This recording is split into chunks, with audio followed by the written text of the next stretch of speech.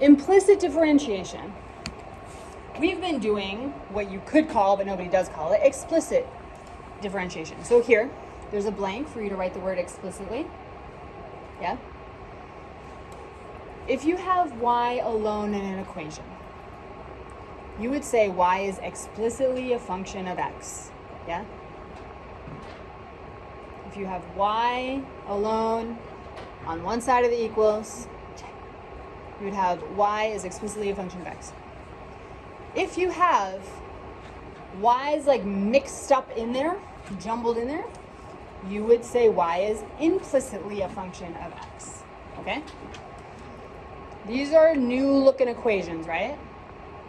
This feels new. This is why we're like, this is a big topic. Because we do not typically work with implicitly defined functions. Explicit, implicitly defined. Okay. This is really just going to be an application of the power rule, but with different notation. So let's flip.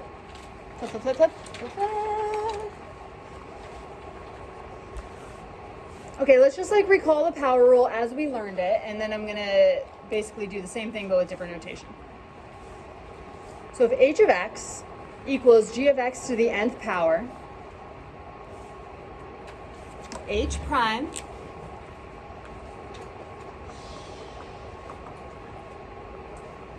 would equal, look up here, n of g of x to the, what's my new exponent going to be? N minus 1. But wait, there's more. Because of the chain rule. What do I multiply by? Okay. Cool.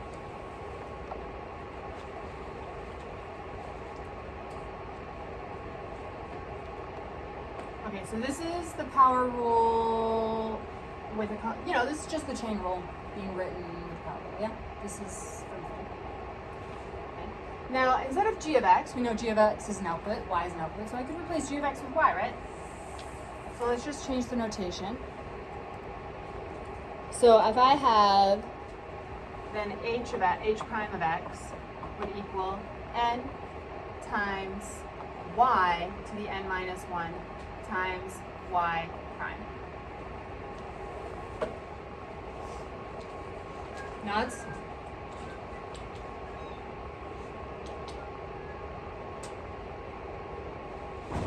What rule is telling us multiply by y prime? Chain rule. Yes? All right. Or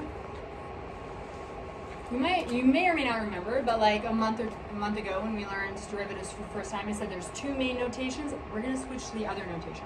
Prime is one notation. Dy dx is the other notation. So this could be n times ny to the n minus 1 times, instead of y prime, I'm going to start getting us used to the other notation, which is dy dx. So I'm going to say the derivative of y is dy dx. It's certainly y prime. It's f prime, y prime. That's cool. We're going to start practicing the other notation because they both come up all the time. Where does the times dy dx come from? Derivative of y, and why do I have to multiply it? Yes? Why do I have to multiply by the derivative of y? Which rule? Yeah, I heard somebody say it. This is here because of the chain rule. So anytime I take the derivative of y, it's going to be multiplied by dy dx. We'll see that. This is why on the front there's this meme. One does not simply find the derivative of y without adding dy dx. Cool. All right, let's do a problem, yeah? That's our setup.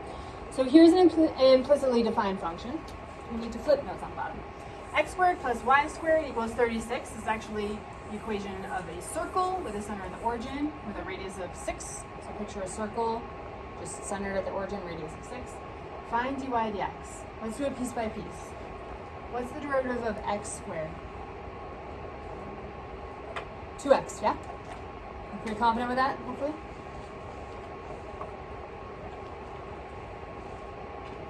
Now, the derivative of y squared is going to be a little trickier.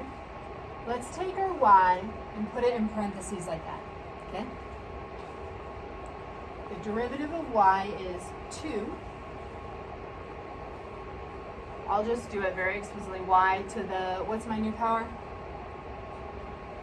First power, 1, yep. Times the derivative of the inside, or my g prime, which I'm going to write as dy dx. How's that? Win. In other words, 2y dy dx. If I just take away all the things that I can take away. As an aside, this is an important aside. Why don't I multiply by anything here? Like, why is y special? Why does it get like a little, why do I have to remember the chain rule here but not here? Okay, I'm going to show you. You don't need to copy down, but just look here.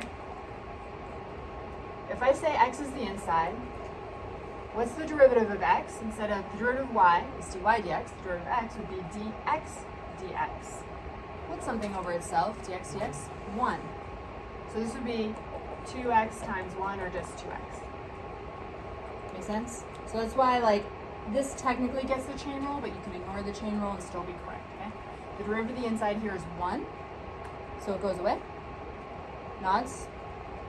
The derivative of the inside here is not 1, so it doesn't go away. You have to write it. All right, what's the derivative of, okay, so I took the derivative of this, the derivative of this. Let's go over here. What's the derivative of 36? Yeah, right there, you say 0. So the derivative of the whole thing, the derivative of x squared is 2x, plus the derivative of y squared is 2y dy dx, equals the derivative of 36 is 0.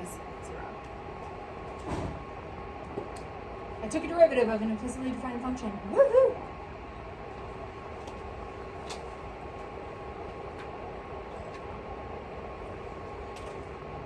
But I want my derivative solved for, okay? Like, I'm not done because I want to isolate dy dx. Let's flip. We've run out of room on this page, so let's flip. We'll read the question in a second, but let's just copy this over. 2x plus 2y dy dx equals 0. All right, so we're flipping and just copying it over so we can continue to work further.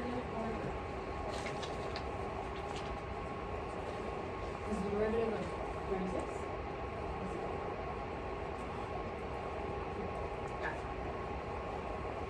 All right, so this is the last thing I'll do. Let's solve for dy dx. What should I do first to get dy dx alone?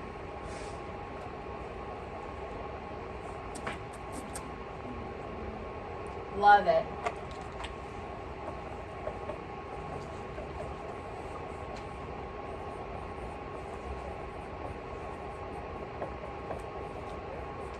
This is just solving. We can do this, yeah?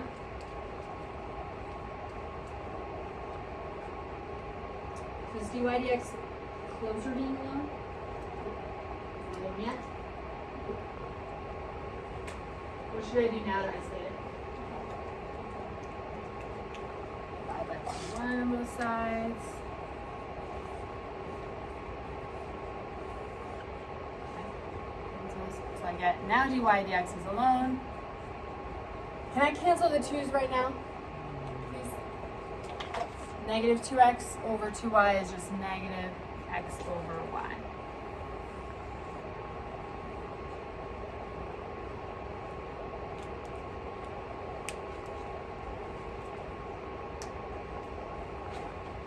So we have 2 minutes left.